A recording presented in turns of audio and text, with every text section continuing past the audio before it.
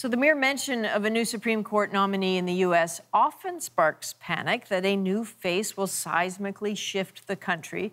And there's a lot of anxiety now that big issues, same-sex marriage, affirmative action, abortion rights, all will suddenly be on shaky ground. Most of the talk is about Roe v. Wade, the landmark 1973 case that effectively made abortion legal throughout the U.S. And some analysts are downright dire in their predictions of what's next. You are going to see 20 states pass laws banning abortion outright. And Roe v. Wade is doomed. It is gone because Donald Trump won the election. It's a pretty extraordinary thing to say. So the question is he right? Are abortion rights doomed? As always in life and law, it's complicated. The Supreme Court sees a small number of cases each year, usually fewer than 85. Most of the country's legal battles play out in the lower courts. Once a case has gone through those courts, it can be appealed to the Supreme Court. To overturn a decision like Roe v. Wade, a case involving abortion would need to make it to the Supreme Court level.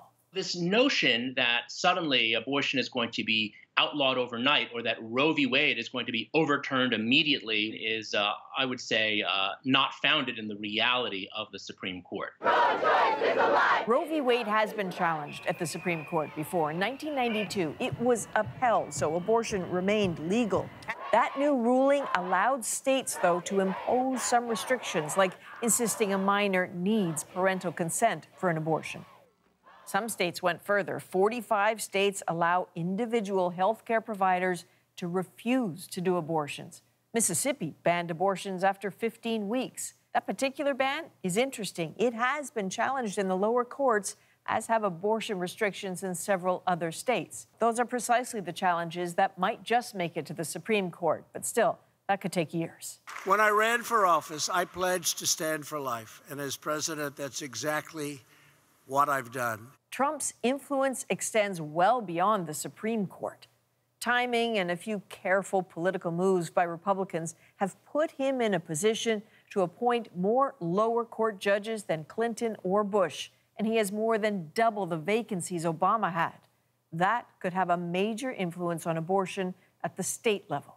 These judges who are on these lower courts are going to be deciding whether or not particular state regulations of abortion are constitutional, are okay, essentially.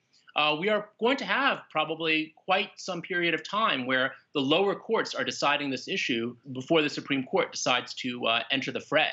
So technically, Roe v. Wade may remain in place at least for a while, but for American women, depending on where they live, their access to abortions may indeed get a lot more difficult.